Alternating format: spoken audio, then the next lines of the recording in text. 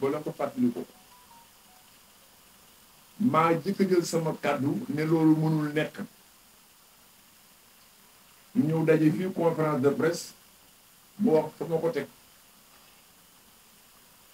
conseil constitutionnel yàlla def mu réunion ci le conseil constitutionnel wax dëppoo ak la ma wax mu ne mandat président de la république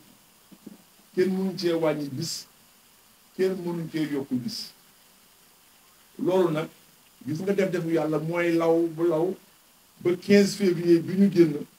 décision conseil constitutionnel mu delluwaat ci ne mandat Macky Sall kenn mënoo cee wàññi dara kenn mënu ci yokk dara bi nga xam ne assemblée nationale voté nañu amendement loi constitutionnelle Macky Sall reporté élection mbiru yàlla ngoog ñaareel bi boo leen ko fàttali ko bi ñu fi yëkkatee problème pétrole ak gaz fii la ñoo ñëwaat woote waat fi ma ñëw andi contrat gaz yi yëpp wane fan la Sénégal jaar ak kan moo ci am responsabilité bii tamit ba ñuy jàpp ba may jàpp ne ba war a waxtaan ak réew mi dimanche la woon ndokk yàlla bi nga xamee ne ñii toog fi am na ñoo xam ne waxtaan naa ci ak moom ndax dafa toll foo xam ne soo nee Ablaye Makhtar Diop day wax du ñu nangu ne Ablaye Makhtar Diop kese la fàtte sama jaaru bopp fi ma yàlla jaaral ci réew mi ba nga xam ne tey jii booy waññee ñett ñoo xam ne jaar nañ fa ca ngay yem soo waxee ñu ne Serigne Ndakaaru la am waa ju nekk bële bëggoon moom fortaatu ne yóbbaale ma bokkuma ci xam ne chef politique waxuñu loolu waxu réew mi la ñu wax Ablaye Makhtar Diop mooy wax ak réew mi ñu ma ko séexal nangul ma ko ba ma koy wootee réew mi ci jaaxle la nekkoon mais ñun ñëpp tey fi ñu toll dañu war a ànd sant yàlla fukki yoon ak juróom la junni yoon ndax diggante démb ak tey la ñu ragaloon yëpp yàlla teggil nañu ko lan la ñu ragaloon mooy luy xew le 2 avril luy xew le 3 avril à minuit lan mooy xew la ñu ragaloon Sénégal nekk ci impasse juridique et institutionnelle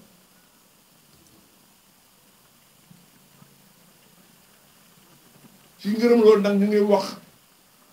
ñi nga xam ne dañuy yor turuux yi xaw ma lan la seeni bëkk nekk di leen nettali ak seeni njaboot war nañoo xam ne su fekkee ne dañuy ñaanoon yàlla réew mi nekk ci jàmm yàlla nangu na ko ci bii façon foog ñu xamee ko noonu ñoom moo xam Serigne Mbaye Sy Mansour xalif général des Tidianes ñu ngi koy nuyu ñaanam nangu na ci gis-gisu jàngkat yi mel ni man ci wàllu droit doo sëñ Mountakha ñaanam nangu na lu tax su fekkoon ne conseil constitutionnel bi nga xam ne ñun ñëpp tey war nañ ko féliciter ñun ñëpp war nañoo ñaanal conseil constitutionnel wareef la ci sénégalais bu nekk nga défendre conseil constitutionnel aar ko yiir ko loolu laa doon def dimanche ba def parce que boo xoolee texte yi amul benn mot ci biir loi organique bi organiser conseil constitutionnel bu ko jox benn dogal bu fixé date amul le conseil constitutionnel du Sénégal mënul fixé date élection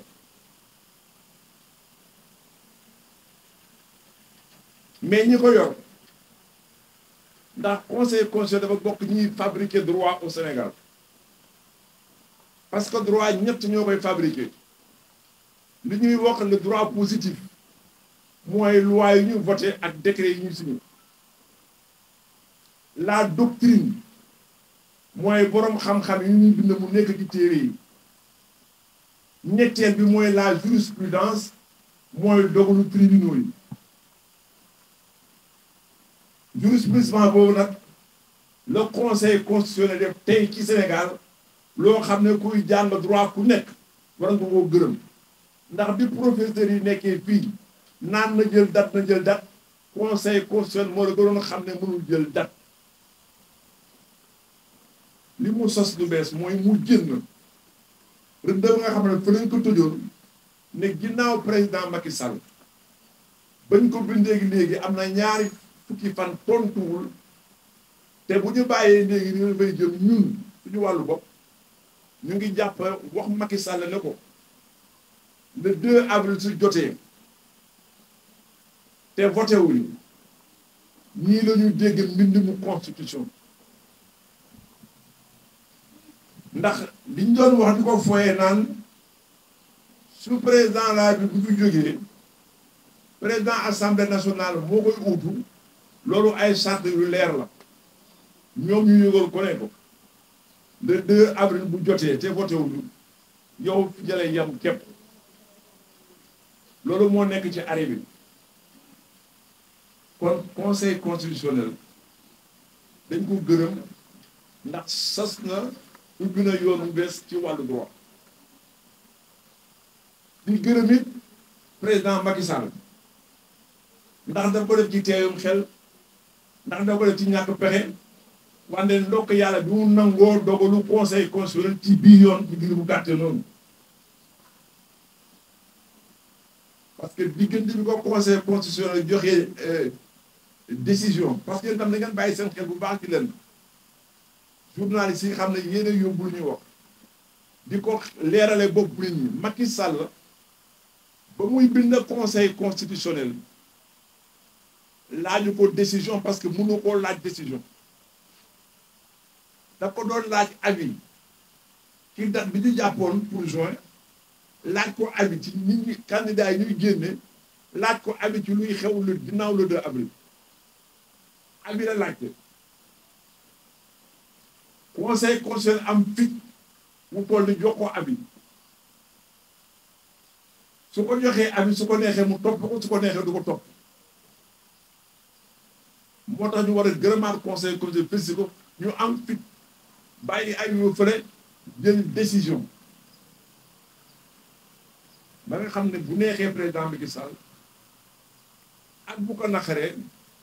foog mu wéy ci décision bi parce que ñooñu lu ñu dogal ci ndol bu ñëpp lay tegu avis ak décision bokkul décision conseil constitutionnel mu ngi koy jël jamono boo xam ne dafay àtte mooy na mu defoon keroog ba ko député mi candidat yi saisiré décision la am noonu la defaat démb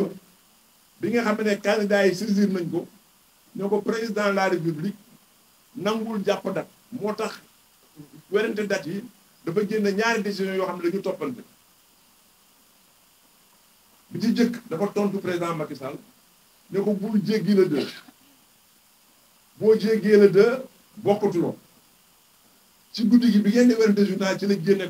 beneen décision tontu candidat yi ne leen le 31 mars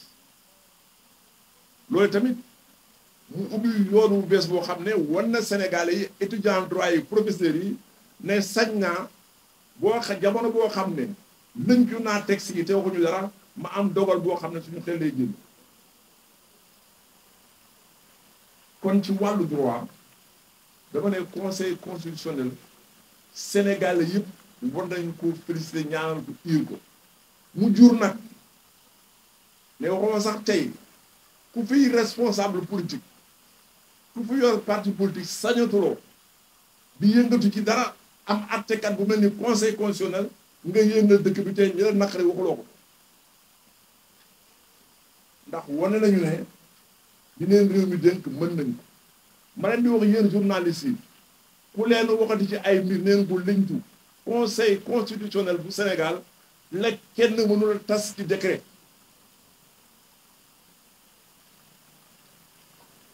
président Macky Sall sosul conseil constitutionnel conseil constitutionnel bañ koy créé 1992 maa ngi ci gouvernement Abdou Diouf charte yi tëral conseil constitutionnel président Macky Sall defu ko app bi nga xam ne dañu ko appal ku bokk conseil constitutionnel juróom benni at la woon li ci président Macky Sall def moom yokk ci benn at soo leen gisee amee fàttali yooyu yëpp mooy benn conseil constitutionnel président bu fi nekk te bëgg ko tas faut que nous modifier la constitution du Sénégal. Parce que le conseil constitutionnel, nous avons une constitution du Sénégal. La constitution, si vous avez une fa fekk conseil constitutionnel. Vous avez fait le président de la République, fekk l'Assemblée nationale, fekk le cours et tribunaux, ça nga fait le conseil constitutionnel. Kon ku ci mer wala ngay bëgg duggaat Macky Sall ci giraawaal yi xamal ko ne mënul tas conseil constitutionnel te voté wul loi bu bees benn ku fi nekk tamit bokk mer wala leen yëkkati la ba nga naan Macky Sall dana dàq magistrat yi nekk conseil constitutionnel yaa ngi nax sa bopp parce que loi bi moo ne ku ñu xas ba dugal conseil constitutionnel juróom ñaari at nga fay toog kenn mënu fa laa jëlee te neexu la. yooyu dafa mata wax Sénégalais yi ñu bàyyi topp riir yi ak yëngu-yëngu yi tey déglu borom xam-xam yi ngeen parloo ak contre yëkkatiwu leen. man ba may wootee ci lii jotagul woon ñu ragaloon dem ci impasse léegi li xew mooy les candidats indépendants président Macky Sall na fexe lu mu jafe-jafe ak fu mu mën a jaar ak fu mu mën a dimbali mu toog waxtaan ak ñoom bu ñu am ci lu ñu d'accord ndaxte su conseil constitutionnel waxee le 31 mars yamu ci dafa wax ne jàpp naa 31 mars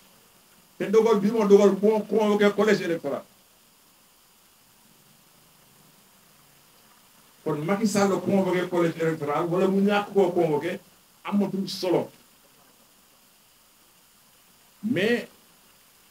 li ñuy wax bon fonctionnement des institutions ak respect institution bu nekk danga. Je commence par dire que nous devons rendre grâce à Dieu par l'intercession de son prophète Mohammed sallallahu alayhi wa sallam d'avoir couvert de sa grâce le Sénégal et de nous avoir permis de sortir d'une crise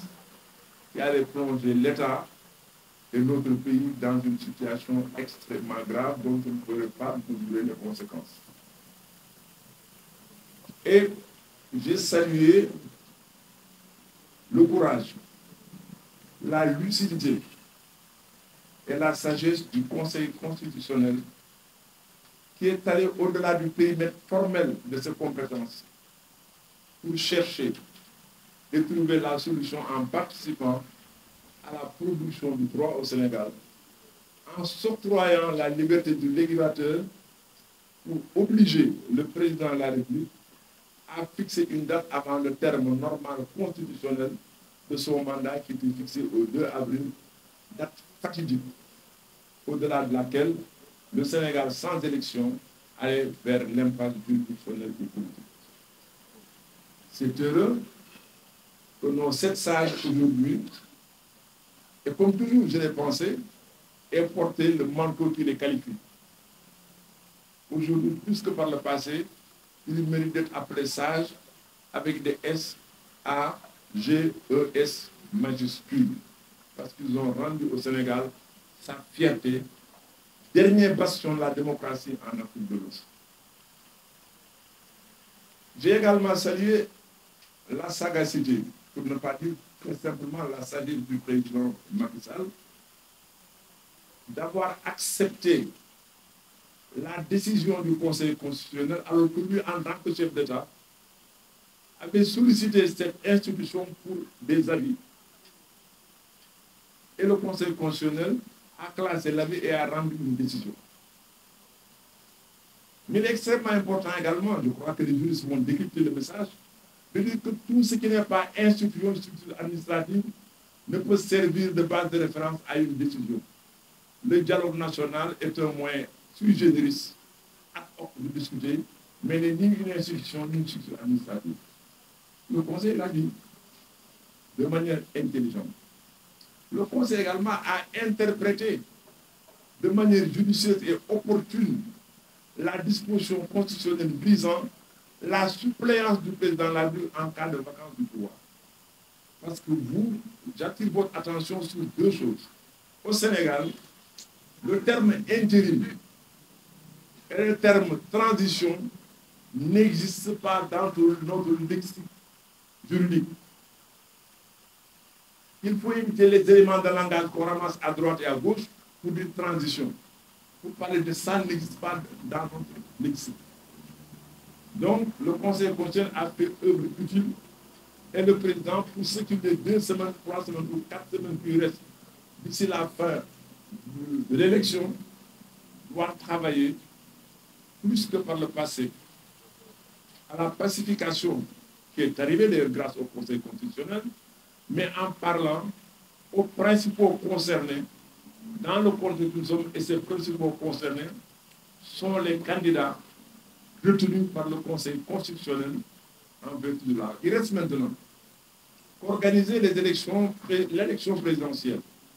dans les conditions que nous vivons entraîne fatalement une marginalisation, ou bien comme diraient les amateurs du cinéma, des hors-la-loi. Hors-la-loi fondamentale qui règle l'élection présidentielle, c'est le code électoral. Et déjà, on entend parler du rétrécissement ou de la compression de la durée de la campagne électorale. Le choix est très simple. On a par fast-track voté une commission d'enquête parlementaire. Par fast-track, on vient d'adopter une loi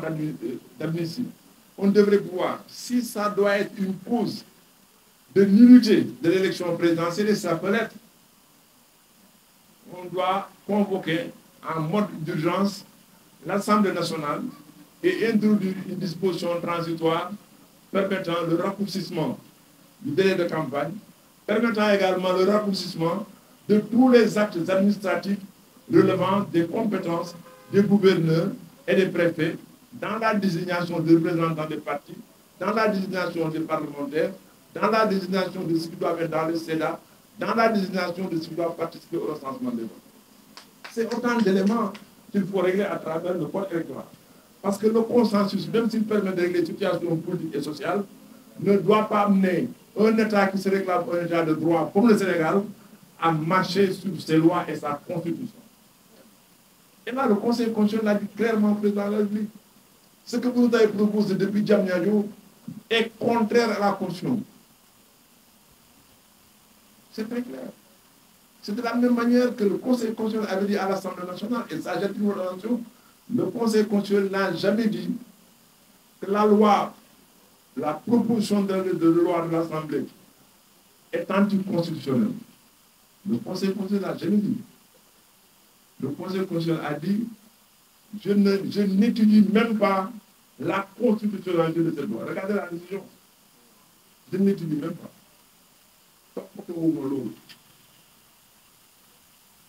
J'ai des principes ayant valeur constitutionnelle,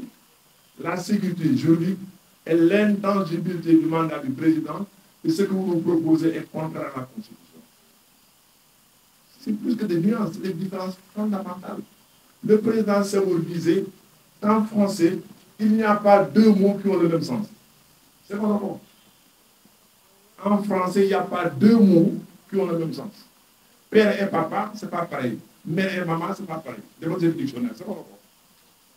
le mot? À plus forte raison, en droit. Donc aujourd'hui, nous en appelons à la prise de conscience des principaux acteurs de l'élection présidentielle. 31 mars, 24 mars ne doit pas nous perdre du temps, ne doit pas entrer une polémique stérile. Il faut qu'ils s'entendent que le président de la République reçoive, qu'on s'entende sur une date et qu'on aille en campagne. 4 jours de plus, 5 jours de plus, facile à négocier. Et je crois que le président va être dans ces dispositions parce que rester 4 semaines au pouvoir, 5 semaines au pouvoir, non, rester 5 semaines au palais mais sans pouvoir, c'est différent. Je l'excuse. C'est pas 4 semaines de pouvoir qui lui reste. Parce qu'à partir du 2, c'est le 2 avril, tu n'as plus de pouvoir. Donc, rester 4 semaines de plus au palais, 5 semaines, ça lui apporte rien. Il n'est pas candidat. Et comme lui-même le disait au moment où il s'était prononcé pour dire que je ne présente pas, il doit aider à l'organisation d'élections tranquilles, pacifiques, pour encore une fois participer au prestige du Sénégal dans le Conseil des Nations,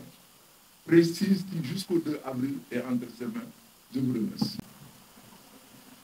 Une décision à la place d'un avis que le président a demandé et une décision répondant aux requêtes des candidats. Et ça encore, j'attire votre attention en tant que juge, parce que moi je suis de formation publiciste. Quand le Conseil constitutionnel s'est prononcé sur le décret abrogeant la convocation du collège électoral, si vous avez fait attention,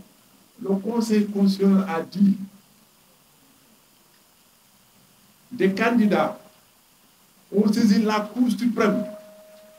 en recours pour excès de pouvoir.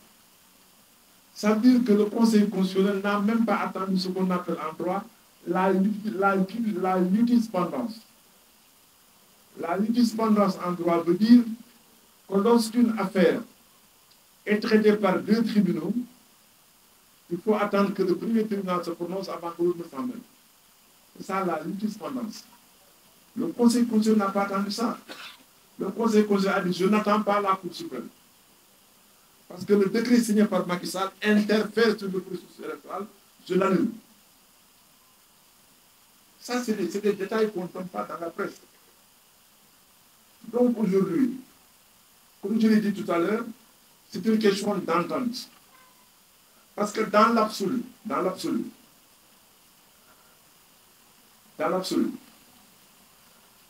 on ne peut pas mettre en concurrence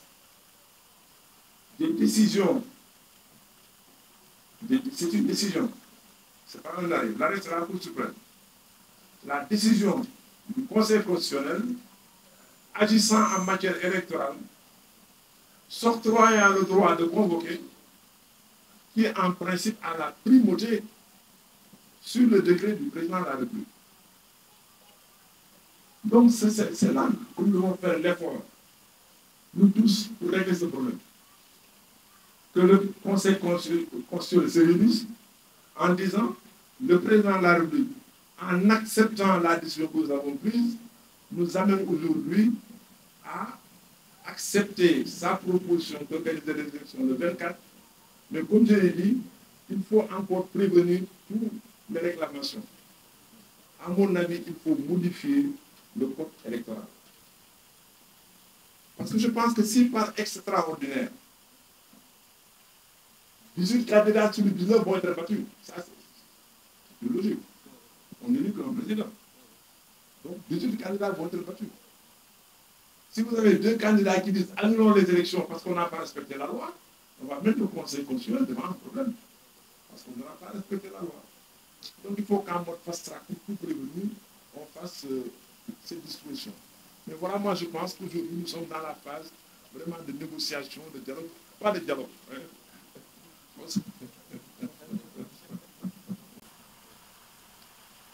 kon fekk ngoon moo xam président Macky Sall wala keneen ak candidat indépendant yi ñoo war a noppal Sénégalais yi jàpp dat waruñu xuloo ndax campagne bi dina matati 21 jours wala campagne bi matati 21 jours ndax lu ci manqué lu nekk tam ne ngeen ci bàyyi seen xel bu ñu sukkandikoo ci droit candidat buñ ci gagné sañ nga jël conseil constitutionnel ne ko annuler l'élection yi parce que respecté wul loi parce que loolu mooy état de droit te élection présidentielle Sénégal yi code électoral moo ko réglé ci li ñuy dogal fii yëpp day jalgati code électoral kon xam ngeen li mën a am nii ñu def ba convoqué woon fii commission parlementaire fast track woote bi démb loo am ne si fast track bu ñu naree andil coow code électoral nañu convoqué fast track le bureau assemblée def disposition transitoire en raison de circonstances exceptionnelles pour ñu dem vote lu am coow am de da ngeen baax ni moom loolu ñu mën a noppal yi ñëpp nekk ci jàmm kon sénégalais yi ñun ñëpp nañuy jàpp ci candidat yi ak jàpp ci président la Macky Sall li mu fi liggéey lu baax yëpp ci réew mi mu ngi mel ni ku yor sa lekkati soow di sàggan ba ñu toqatal ci benn deret li mu liggéey ci réew mi yëpp fukki at ak benn fi tey de 11 mois non pas 11 mois ak 7 jours parce que c'était le 7 mars non du 12 mois 7 ans la defoon fi may wax yéen 4 ans la def ak ñaata mois 11 mois ak quelques jours parce que fi ñuy wax yéen 2 avril lay jeexal mandat du noonu waaw dama ne yow li ñu fi liggéey ci réew mi yëpp ñu teg ci bët mu ngi mel ni soxna soo xam ne sonn na ci defar soowam teg ko di sàggan ba ñu sànni ci toq deret kon luy defar lu ne moo ci war a jiit roggante ko li mu fi liggéey ñëpp teg ci seen bët luy andi jàmm ju nekk moo ci war a jiit ñu dollee koo gërëm ni ñu ko gërëmee woon yéen i tamit le 2 avril ci la mandat bi jeex soo fi toogee ba toog fi du weesu fin avril ndax su fekkee dañu voté moo xam le 24 wala 31 mu am deuxième tour ñu war a def deuxième tour war a recenser vote yi contestation yi lu mu gudd mënu génn fin avril du dëgg waa 2 avril ba fin avril lan lay yokk ci daraja yi Macky Sall luy yokk tous lan la koy wàññi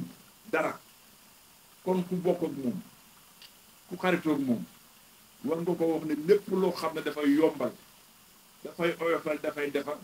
moo ci war a jiit bu ko kenn dugal ci ay toofi doona loolu mooy wax dëgg parce que kenn mënul layal ni Robert Bourgi doon jéem a lay naan Macky Sall ba muy renvoyer élection yi entourage am la ay chefs religieux du boobu moo signé décret waxul caaxaat mën na weesu loolu réew mu toll ni Sénégal ñii ñëpp toog fii te ñii échantillon lañu Sénégal président signé décret nga ne sañu ko di ko contraire yooyu lañ ko war a moytul ci loolu lañ ko mën a dimbalee kon ci wàllu élection féete na boor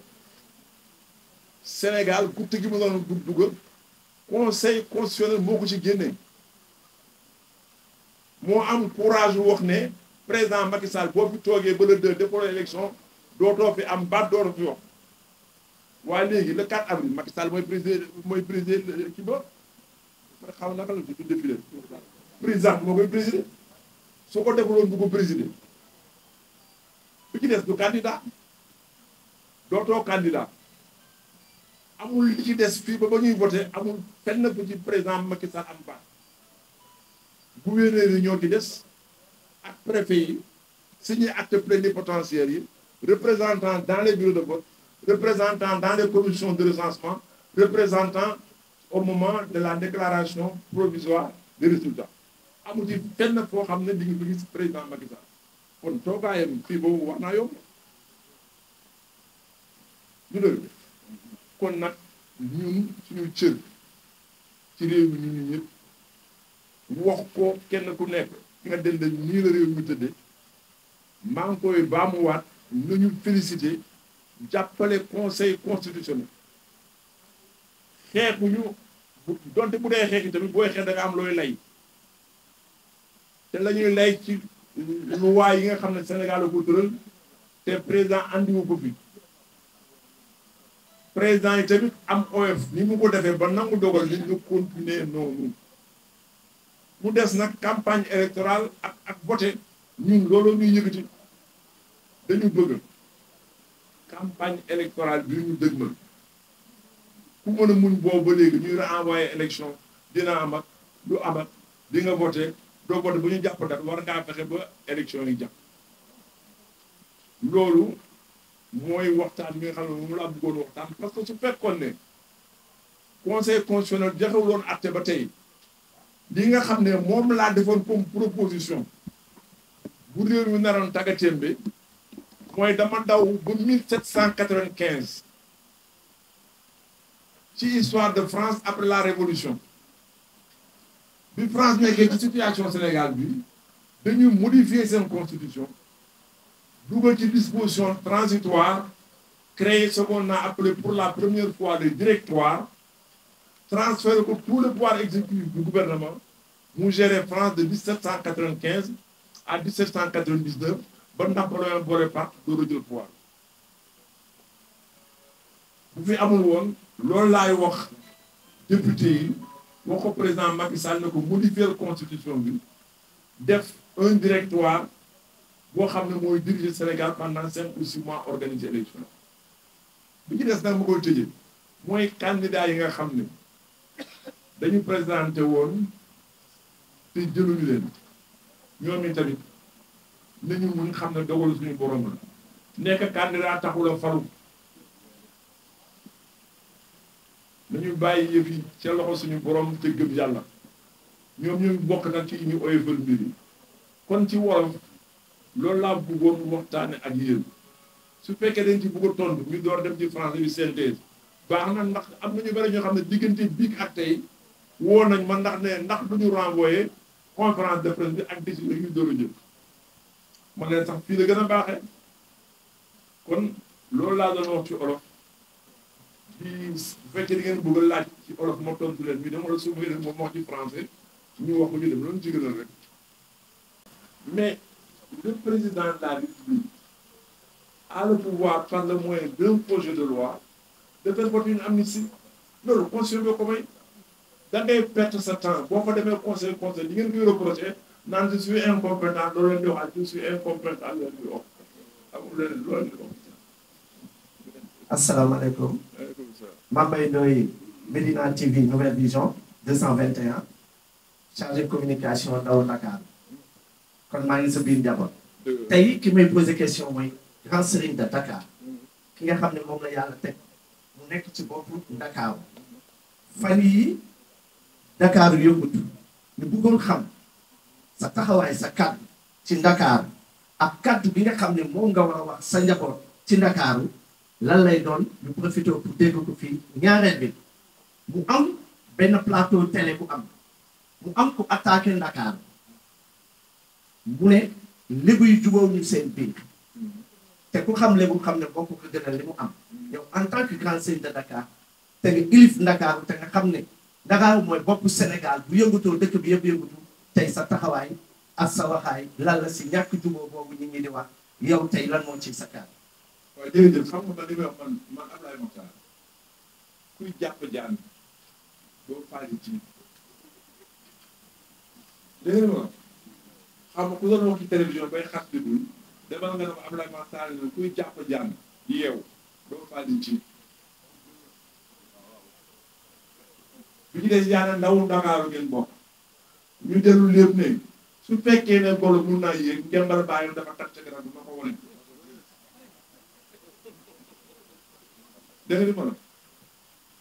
suñu attaqué ay kilifa yu man déggu ma parce que fii réew mi tool tal naa leen yéen ngeen déggoo ba ñu ndaw Dakar dañu ne golo su fekkee mën naa yéeg buy njëmbal bàyyam tàgg nga ko yegg yi ngeen topp leen ñun loolu ñu nga loolu Dakar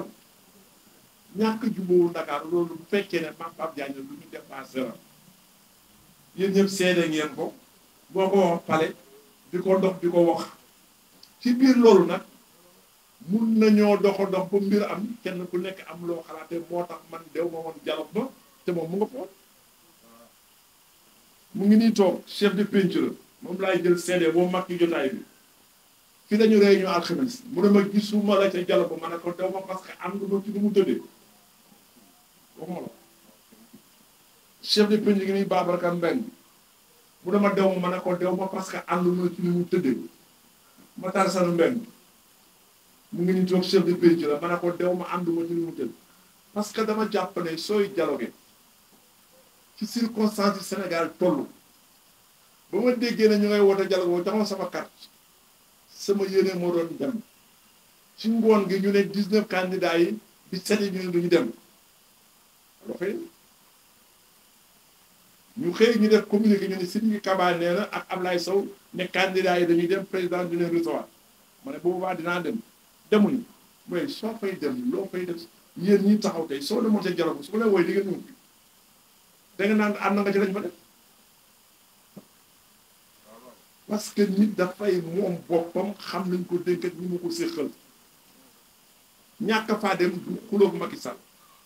du contre Macky Sall natt fa may dem fan la dafa bokk ci li may def mu ngi noonu. ñaareelu kàddu bi mooy tey ngi jëm ci ay campagne tey lan ngay dénk waa Dakar. xam nga li may dénk waa Dakar wax nga. ci jàmm ji. waaw moom naa li nga dénk waa Dakar wax naa xam nga foog yéen ak ñun ku nekk fa nga dëkk nga wax ak nga dëkk ne leen te yàgg naa ko wax man 1988 ba léegi maa ngi wax xale yi ne bu leen kenn yóbbu ci xeex ci mbedd mi Ablaye Wade bu mu reyante Abdou Diouf fii la ma fekk ma nekk ci biir gis nekk rek ba Abdou Diouf nekkee Thiès naan la jeunesse malsaine boo xoolee photo yi jeune homme bi nekkoon ci wetam sol tëyeerukat yi sol kanteen Ablaye Makhtar Diop la tudd man nii la woon fekkee nga ko Abdou Choukra yow fekkee nga ko maa taxaw ca place de France sama wet na taxaw bu ñu jógee Cambérène PDS dagg tali bi fii di xeex ak ñun maa ji doon convoi ñañ ca reyoon yàq seen alal tëj nañ ci kaso bi xam nga lu ñu xëy suba Abdou Diouf Ablaye Wade di bokk di naan seen ataaya guddi ñoom ñu perte moo ko ci télévision bi leneen bàyyi leen dugg ci xeex bi xam nga loo koy wan lii am na fii ñu ne président Macky Sall dëgg la ak lu xamati dara ci suuf daal mu ngay am ci ñu muy jaar di waxtaan ak Ousmane Sonko loolu la ñu wax kenn di ko am na ñu ciy dee pertuñu seen mbokk pertuñu ñu dee sax xëy ñu nga àjjana pertuñu dañu teel a dem àjjana maanaam seen mbokk perte nañu xam ne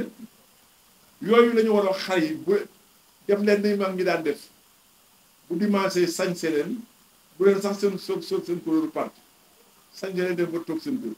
campagne bi ñu commencé sànni xel yi bu leen campagne it Dakar responsabilité bi ñu ci am mooy ñun ñu wax ngeen taxaw wax ci kenn ku nekk far mu jël xoolal bi ñu waxee ne président Macky Sall dafa renvoyé élection yi le lendemain xam nga ñu taal dëkk bi boobu rek xam nga dara yëngutul xam nga lu ko wax parce que dañu ne ñu ngay seeti conseil constitutionnel kon war na ne Sénégalais yi seen xel jàpp nañu am nañu ko leen àtte léegi kon nu ñu continué noonu yéen daal am ngeen mission bu leen dégg yéen nag ñoom Paxa ñoom Jamil ñoom Jo Mbaye ñoom Ndongo Rama penc yëpp ku nekk fa nga nekk xam nga ni war a liggéey mag ñi liggéey ko mais nag bu lébu gi parce que lébu gi moo toll boo xam ne les Dakarois sont concernés au même titre que les lébu loolu ñu war a comprendre parce que du tey du daaw du daawaati jéeg xarnu ba la ñu génnoon xarnu mooy siècle xarnu ba ñu génn ca la woon maam yi li bu yaa ngi sant Korea kooku mën na ko cee génn li boo ngi sant Gomis mën na ko cee génn am de waaw ñun ñëpp ñoo bokk Dakar ñun ñëpp ñu ko sàmm te it nag gars yi bàyyi dara yàgg naa ko wax de koo fi faral xeexal ko xuloog sa tànn bu faloo bu toogee si wax ne kii lu dara mënu ma ko gis kii lu dara suma téléphone ma ko jot loolu fi xew ndax jar na ko rek yéen a koy seet.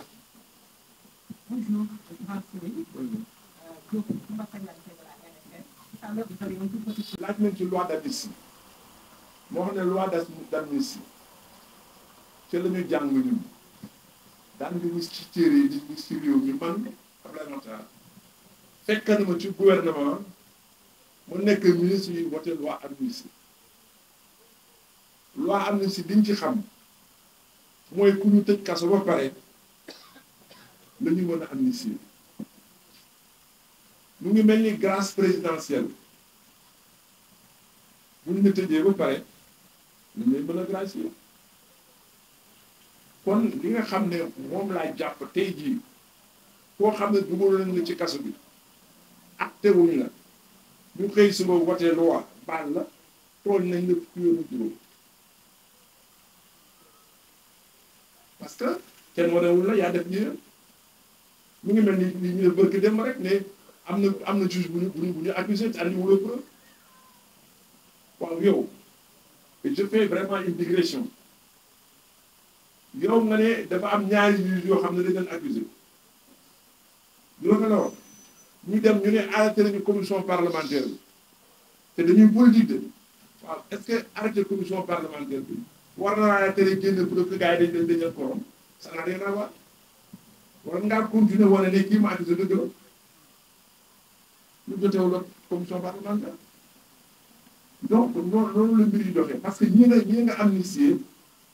fekk nga leen jàppale xaw ma def rek xamal parce que juge bi moo mën a def dañuy wax présomption d'innocence mooy kii ñu jàpp kenn mënu ne moo def fekk àttekat bi réew di moom su doon loolu mais ñi sàcc ñu jàpp en flagrant délit du ñu avocat fii nga ñëw marché tidde sàcc ñu ne ci jàppale ñëpp fekk mu wuti avocat am nga donc ci loi amnistie bi loolu laa ci wax ñu ñuy jàpp bàyyi leen ak ni ñuy toppate jàpp guñ leen ñooñu ñëpp man li ma xam mooy bala ngaa bàyyi nit atte ko attewuloo ko baal nga ko toon nga ko man ma ko la fay nit ñi laa wax benn bii des conseil constitutionnel le 31 mars président Macky Sall signé na décret ngir yàlla candidat yi ci ñi faral ñoom jaru ko juróom-ñaari fan jaru ko ku fi toog depuis le 25 février wote wuloo nga ba le 24 mars li nga voté war ngaa mën a bu ñu avancé man loolu laa ci xam daal. Khalil Diadio, journaliste à Dakaractu. Moi, j'interroge le grand Serigne. Si l'élection est venue en plein mois de Ramadan, depuis hier à l'Assemblée, il y avait des débats entre les journalistes par rapport à la